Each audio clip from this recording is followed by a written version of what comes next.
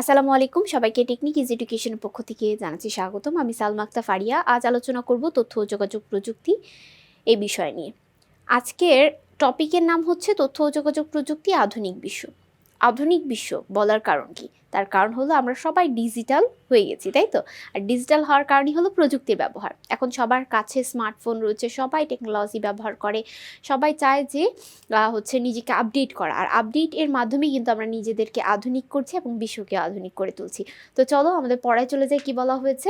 মানুষের সামষ্টিক জীবনযাপন পদ্ধতিকে তথ্য আদান প্রদান অনিবার্য, অর্থাৎ আমাদের এই জীবনযাপনের পদ্ধতির মধ্যে সবার সাথে সবারকে তথ্য আদান প্রদান করতে হয়। এছাড়া কিন্তু আমরা ইনফরমেশন যদি না পাই, তাহলে কিন্তু আমাদের প্রয়োজনীয় যে জিনিসগুলো বা নিডসগুলো এগুলো পূরণ হবে না। যেমন ধরো, একজন ডক্টর, তার কাছে গেলাম, আর সে যদি আমাকে কোনো ইনফরমেশন না দেয় যে হ্যাঁ আপনার এই রোগ হয়েছে, তাহলে আপনাকে এই ওষুধটা খেতে হবে, তাহলে আমি সুস্থ হতে পারলাম না। আবার ধরো আমি কোনো একটা জায়গায় যেতে চাই, সেই ক্ষেত্রে আমি যে জিজ্ঞেস করলাম যে ভাই এটা কোন দিক দিয়ে যাব, সে কোনো কথা বললো না, সে আমাকে জানালো না, ইনফরমেশন দিল না, সেই ক্ষেত্রে ধরো তুমি হারিয়ে যেতে পারো রাস্তায়। তার মানে তথ্য আমাদের আজীবন, আমাদের জীবনের তথ্যর সাথে আমরা কিন্তু ওতপ্রোতভাবে জড়িত। তার মানে তথ্য আমাদের জীবনের সাথে জড়িত এবং এটা আমাদের অনিবার্য প্রয়োজন।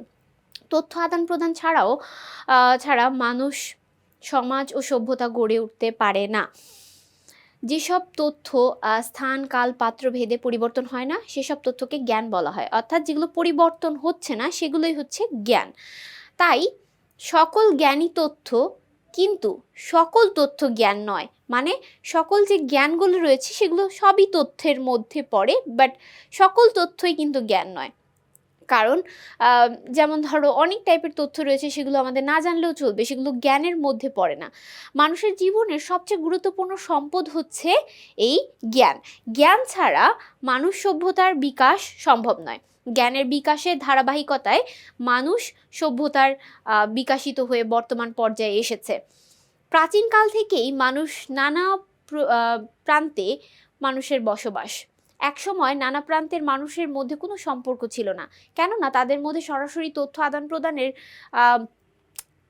পসিবিলিটিও ছিল না, আদান প্রদান যে করবে সেই জায়গাটাও ছিল না। কিন্তু সময়ের ধারাবাহিকতায় তথ্য আদান প্রদানের ব্যবস্থা উন্নয়নের কারণে আধুনিক পৃথিবীর সৃষ্টি হয়েছে। পৃথিবীর নানা প্রান্তের মানুষ এখন সরাসরি যোগাযোগ স্থাপিত হচ্ছে। এই সরাসরি যোগাযোগের কারণে বিভিন্ন প্রান্তের মানুষ এর মধ্যে চিন্তা ভাবনা, জ্ঞান, প্রযুক্তি, সাংস্কৃতিক প্রভৃতি সংস্কার, এগুলো বিনিময় ঘটেছে। এই বিনিময়ে জাতিগত ও সম্প্রদায়গত ব্যবস্থার হ্রাস পেয়েছে, জীবনযাত্রা ও একক ব্যবস্থাপনার দিক ধাবিত হয়েছে। ফলে কোনো দেশের মানুষের অর্থনৈতিক ও সাংস্কৃতিক সে দেশের ভৌগোলিক সীমানার দ্বার নিয়ন্ত্রণ না হয়ে বিশ্বব্যাপী ছড়িয়ে পড়েছে। অর্থাৎ আমরা এখন আর আমাদের দেশের মধ্যে একদম সীমাবদ্ধ নেই, আমরা এখন পুরো বিশ্বের মধ্যে ছড়িয়ে পড়েছি। আর এই বিশ্বের সাথে ছড়িয়ে পড়া বা আমাদের সংস্কৃতি অন্য দেশের সংস্কৃতির সাথে মিশে গেছে, আর এটা কি বিশ্বায়ন বলা হচ্ছে। যেমন তুমি এদেশে পড়াশোনা করো, আবার একই বিষয় কিন্তু অন্যান্য দেশের সাথে মিলবে না। বাট এখন এই যে আমরা মানুষের জীবনধারা যে গ্লোবালাইজেশনের কারণে পরিবর্তন হচ্ছে, আমরা এখন দেশে বসেই বাহিরের দেশের খবর জানতে পারছি, দেশে বসেই বাহিরের দেশের ইনস্টিটিউটগুলোতে পড়াশোনা করতে পারছি অনলাইনের মাধ্যমে। এই জিনিসটাকেই গ্লোবালাইজেশন বলা হয়। দেখো কি বলা হয়েছে, যে প্রক্রিয়ার মাধ্যমে কোনো দেশের মানুষের সামাজিক জীবনধারা, অর্থাৎ শিক্ষা, সংস্কৃতি, অর্থনীতি, সামাজিক জীবনধারা ইত্যাদি সে দেশের ভৌগোলিক সীমানা দ্বারা নিয়ন্ত্রণ ও সীমাবদ্ধ না থাকে, সারা বিশ্বব্যাপী ছড়িয়ে পড়ে, এই প্রক্রিয়াকেই বিশ্বায়ন বা গ্লোবালাইজেশন বলা হয়। এটি পৃথিবীর সকল জাতি ও সম্প্রদায়কে ঐক্যবদ্ধ করে, পৃথিবীকে একটি গ্রাম পরিণত করার চেষ্টা করে। তথ্য ও যোগাযোগ প্রযুক্তি উন্নয়নের কারণে বিশ্বায়ন প্রক্রিয়া পরিণত হয়েছে। অর্থাৎ এই যে আমরা তথ্য যোগাযোগ প্রযুক্তি আসার কারণেই কিন্তু এই গ্লোবালাইজেশন এর তৈরি হয়েছে, এটাই বলা হয়েছে আর কি এখানে। 21 শতকে এসে বিশ্বায়নের সাথে সাথে যুক্ত হয়েছে আন্তর্জাতিকরণ। আচ্ছা, তার মানে 21 শতকে এসে দুটি বিষয় শুরু হয়েছে, আমরা সবাই জানি, গ্লোবালাইজেশন এবং আরেকটা কি, ইন্টারন্যাশনালাইজেশন। আর গ্লোবালাইজেশনকে বাংলায় বিশ্বায়ন বলা হয়, আর ইন্টারন্যাশনালাইজেশনকে আন্তর্জাতিকরণ বলা হয়। আন্তর্জাতিকরণ এমন একটি প্রক্রিয়া যার মাধ্যমে কোনো একটি দেশ ও প্রতিষ্ঠানের কার্যক্রম অন্য এক বা একাধিক দেশের সম্প্রসারিত হয়, অর্থাৎ এক বা একাধিক দেশের সাথে যুক্ত হয়।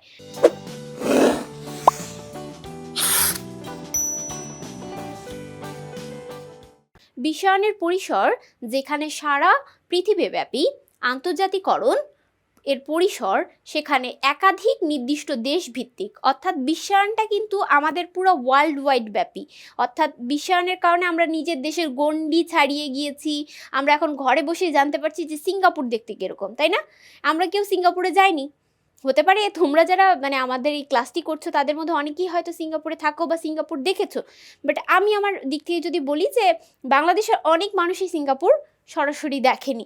সেই ক্ষেত্রে তারা কিন্তু বলবে যে না, আমি সিঙ্গাপুর দেখছি। কিভাবে? আমি মোবাইল ফোনের মাধ্যমে বা ইন্টারনেটের মাধ্যমে দেখেছি। তার মানে আমি ঘরে বসেই কিন্তু সিঙ্গাপুর, আমেরিকা এবং বিভিন্ন টাইপের কান্ট্রি যেগুলো রয়েছে আমাদের দেশের, আমাদের পৃথিবীর মধ্যে, সেগুলো কিন্তু আমরা দেখতে পাচ্ছি। এবং তাদের রাজনৈতিক বিষয়, তাদের সাংস্কৃতিক বিষয়, তাদের শিক্ষা ব্যবস্থা এই সম্পর্কেও জানতে পারছি। কিসের কারণে? এই বিশ্বায়নের কারণে।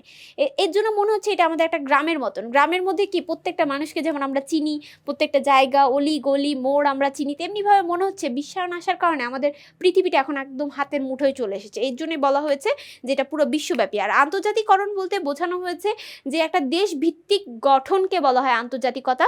যেমন আমরা অনেকগুলো কান্ট্রি মিলে আন্তর্জাতিকতার সৃষ্টি করেছি, এবং আমাদের এই আন্তর্জাতিকতা কিন্তু কোথাও লেখা নাই, এটা কিন্তু পৃথিবীর একদম অলিখিত নিয়ম হিসাবে প্রকাশিত হয়েছে। তথ্য ও যোগাযোগ প্রযুক্তি বিকাশ না ঘটলে বিশ্বায়ন বা আন্তর্জাতিকরণ কল্পনা করা যায় না, কারণ তথ্য যোগাযোগ প্রযুক্তির কারণেই এগুলো সব ডেভেলপ করতে পেরেছি আমরা। এখন তথ্য ও যোগাযোগ প্রযুক্তি সম্পর্কিত শিক্ষা গ্রহণে অপরিহার্য, কেননা আমরা তথ্য যোগাযোগ প্রযুক্তি যদি শিক্ষা গ্রহণ না করি সেই ক্ষেত্রে আমরা সবার থেকে পিছিয়ে পড়ব। এজন্য আমাদের এটার প্রতি শিক্ষা গ্রহণ করতে হবে এবং নিজেকে দক্ষ করে তুলতে হবে। তাই তথ্য যোগাযোগ প্রযুক্তি সম্পর্কে আমাদের জানা প্রয়োজন। আচ্ছা দেখো, তথ্য যোগাযোগ প্রযুক্তি হলো তথ্য প্রযুক্তি ও যোগাযোগ প্রযুক্তি সমন্বয়। তার মানে এখানে দুইটা প্রযুক্তি সমন্বয়ের কথা বলা হয়েছে, একটা হলো তথ্য প্রযুক্তি আর একটা হলো যোগাযোগ প্রযুক্তি, তাই তো? আচ্ছা, তো ফার্স্টে আমরা দেখবো যে তথ্য প্রযুক্তি জিনিসটা কি। তথ্য প্রযুক্তি হচ্ছে তথ্য সংগ্রহ করা, তথ্য গ্রহণ করা, সংরক্ষণ করা, প্রক্রিয়াকরণ করা, ব্যবস্থাপনার কাজে যে সকল প্রযুক্তি আমরা ব্যবহার করি সেই সকল প্রযুক্তিকেই তথ্য প্রযুক্তি বলা হয়। আর তথ্যকে এক স্থান থেকে অন্য স্থানে প্রেরণ করা বা আদান প্রদানের কাজ যে করে থাকে, যেই প্রযুক্তির মাধ্যমে আমরা করে থাকি সেটা কি, সেই প্রযুক্তিকে যোগাযোগ প্রযুক্তি বলা হয়। এক কথায় বলা যায় যে টেকনোলজি ব্যবহার করে, অর্থাৎ যে প্রযুক্তি ব্যবহার করে আমরা একে অপরের সাথে কমিউনিকেশন করতে পারছি, যোগাযোগ করতে পারছি এবং নিজের ইনফরমেশনগুলো একে অপরের সাথে শেয়ার করতে পারছি, তাকেই তথ্য ও যোগাযোগ প্রযুক্তি বলা হয়। এক কথায় বলা যায়, তোমরা জাস্ট খালি যদি এতটুকু মনে রাখতে পারো, তথ্য ও যোগাযোগ প্রযুক্তি, আজকের অধ্যায়ের নামও তথ্য ও যোগাযোগ প্রযুক্তি ও বাংলাদেশ, এবং আমাদের সাবজেক্টের নামও তথ্য যোগাযোগ প্রযুক্তি ও বাংলাদেশ। খালি এই তিনটা ওয়ার্ড যদি তুমি মনে রাখতে পারো তাহলে তুমি সংজ্ঞাটা লিখে দিতে পারবা। এবার দেখো, তথ্য প্রক্রিয়াকরণ। তথ্য প্রক্রিয়াকরণ ও ব্যবস্থাপনার কাজে সাধারণত কম্পিউটার ও সফটওয়্যার ব্যবহার করে করা হয়। আর তথ্য আদান প্রদান এর ব্যবস্থায়, অর্থাৎ তথ্যকে এক জায়গা থেকে অন্য জায়গায় পাঠাতে telephone, mobile phone, network, internet প্রভৃতি ব্যবহার হয়। তবে ইন্টারনেট মূল ভূমিকা পালন করে থাকে। তাই কম্পিউটার, সফটওয়্যার ও ইন্টারনেট হলো তথ্য ও যোগাযোগ প্রযুক্তির কি বলা হয়, প্রাণও বলা হয়। ওকে, এইসব প্রযুক্তি হঠাৎ করে আবির্ভূত হয়নি। এসব প্রযুক্তি আবিষ্কারের পেছনে রয়েছে অসংখ্য বিজ্ঞানী ও জ্ঞানী ব্যক্তিদের জ্ঞান সাধনা ও পরিশ্রম। এদের মধ্যে কিছু ব্যক্তিবর্গের সংক্ষিপ্ত পরিচয় ও অবদান ধারাবাহিকভাবে তুলে ধরা হলো পরবর্তী পর্ব দেখার জন্য সকলকে আমন্ত্রণ জানাচ্ছি এবং আল্লাহ হাফেজ। আজকে এই পর্যন্তই। আসসালামু আলাইকুম।